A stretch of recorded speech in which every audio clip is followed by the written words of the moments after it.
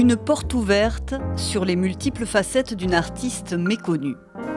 Lucie Couturier, peintre, écrivaine, avant-gardiste, voyageuse et anticonformiste.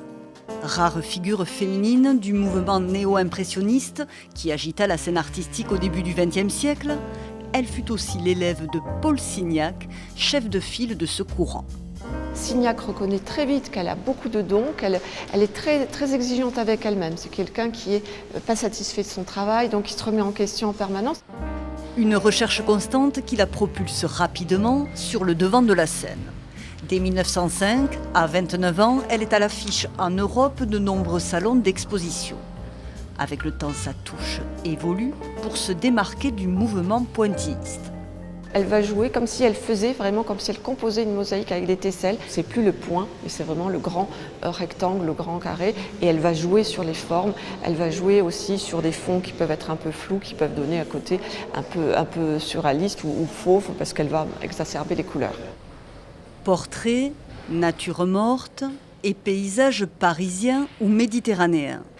Puis en 1916, un virage s'opère quand elle rencontre des tirailleurs sénégalais dont le camp voisine avec sa villa de Fréjus dans le sud de la France.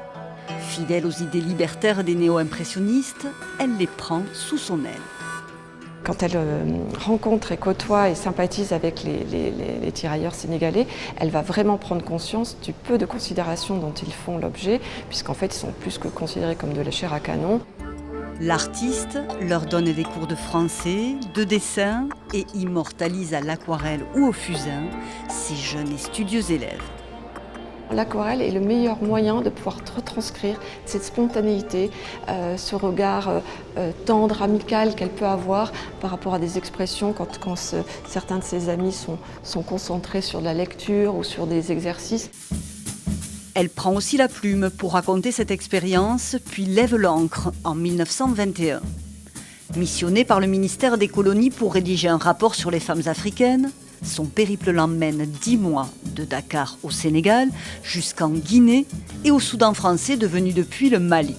Ses carnets de voyage saisissent sur le vif le quotidien avec un regard pudique. On voit qu'elle va mettre beaucoup d'empathie dans la personne qu'elle va représenter et sans vouloir le traiter de manière ethnographique, en accentuant des traits. Elle s'efface, on sent qu'il y a une certaine timidité par rapport à la femme. De retour de voyage, Lucie Couturier se consacre à lutter pour l'émancipation des peuples noirs, engagement interrompu par un cancer qui lui ôte la vie à l'âge de 49 ans en 1925.